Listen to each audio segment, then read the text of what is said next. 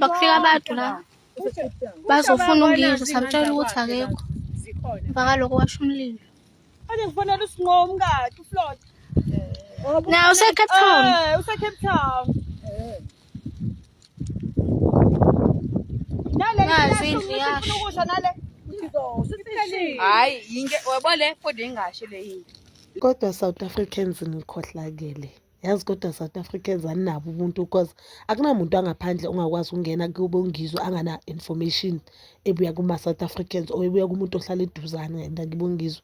Kodwa nikhohlakele ngabe kufa abantwana banasono abongizwe le masha abayenzayo abalimazi umuntu abashayi umuntu bakhuluma kahle nona unless bona abantu bangaphandle sebayaqala bayalo seyiqala lapho impi abaveli bavele basukele bavele bashaya abantu asikho nesitolo esiwana abashisile manje bona sengisho bona abongizwe akuna even one shop ezothiwa ishiso abongizwe okuphakeni phakathi. I don't know ukuthi lokukhohlakala kwenu nokuthatha up and I don't know why you are protecting abantu bangaphandle kangaka because if bokuthiwa yini million protect bongeke kuze kwenzakala.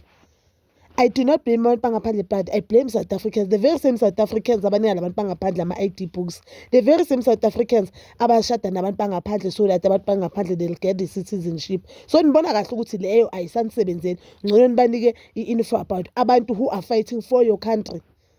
I mean like I don't think ukuthi abophakela mthakathi nabongizwe I mean like ungizwe ne-connection umntana wakhe makaqeda isikole kungaba lula umntana ngizwe uthathola umsebenzi usuka lela thina on the ground esihlele endlini esihlale sithi sinani ngemimoya into edini uphakela. This is so sad. I've never seen something that is so sad like this. And bathi ayiqala ukenzeka kulamabutho abamba nabo bathi there's omunye unsizwa yasemzimkhulu naye ivelele inkinga efanayo nale. Akodwa naze nakhohlakala. So why ningayenzi lento le kunomuntu omdala endlini?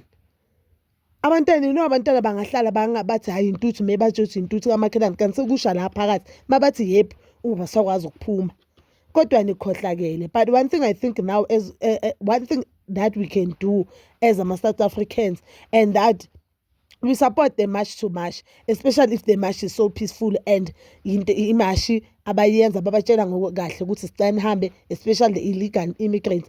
Now the only thing we can do ukuthi mhlamba abaphakela bayenze pay GoFundMe or something where we can donate and that we know that money it will go straight to i-account ngangizwe mchunu. I know ukuthi umuntu angathi 5 rand incane kodwa le 5 rand izofika lapho yenza umehluko. I2000 akusi 2000 mayishoda nge5 rand, i100 rand akusi 100 rand makuyi 95 rand. So uyabona ukuthi noma ngabe imalini umuntu anayo ngalahlela. If singalahlela from now I think by the end of the month izabe sakahlanganisa into ezibalekile like abo impahla zengane zesikolo, incathulo zesikolo, incwadi, your school bags, into ezibalekile nje ukuthi abantwana bakazi ukuphila manje. Izingubo kusebusika manje izingubo ukhumbula ukuthi njengoba kushe kanje that means nentambo zegesi zishile. Maybe imali if mele ayokhokha Eskom ukuthi Eskom mhlamba azophinda mfakele ugesi. Into ezibalekile nje ukuthi ingane zizokwazi ukuphila now since alwela nathi ezethu ingane nathi sike sicabangela ingane zakangizwe mchunu. Yazi yaba buhlungu into evelungizwe. I don't wanna lie, this is so painful. I know abanye abantu they are against this much. But you being against this much, that doesn't mean ukuthi kumele uzenze into ebuhlungu kanje. And this is the sign ukuthi labantu bangaphandle they won't go and abantu bangaphandle they feel like le lizwe yelabo because if amaphepha akho right everything is right ukuthi wena nje ukhulumisana nabo ngizwe ukuthi no ngizohamba but mina into zami zi right ngazithola ngomthetho. So if uthi wena ufike ngendlela right eSouth Africa amaphepha akho right, why should you fight back? Why should you fight back? Because nje ukuthi makathi ungizwe kuwe ngicela uhambe in uthi mina baba ngizwe mhlambe ngize nge-student visa ngizofunda mangiceda ufunda ngizobuyela kwelakithi angizange ngizohlala whatever uyamtshengisa and labantu mawuthi abheke laba abakhuluma nabo kahle babaphendula kahle.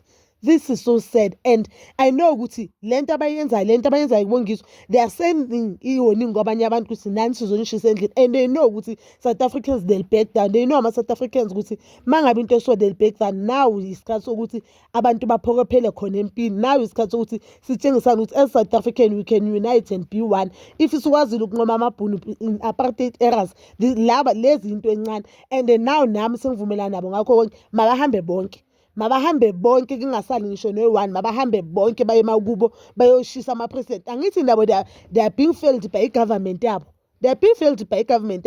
I mean, like in Nigeria, they have a lot of minerals. Nigeria is so rich, guys. So I don't understand some person Nigeria why but so mabahambe bayolusa government yabo the same energy that they spend now ukuthi bashisa izindlu zalabantu ile energy mele bayispend ukushisa izindlu zama-president wabo ngale. That is all I'm saying. But Bazalam, that is my honest opinion. Please comment down below your thoughts and please don't forget to like, subscribe, share and hit that notification button. Nginithanda ukuya nokubuya.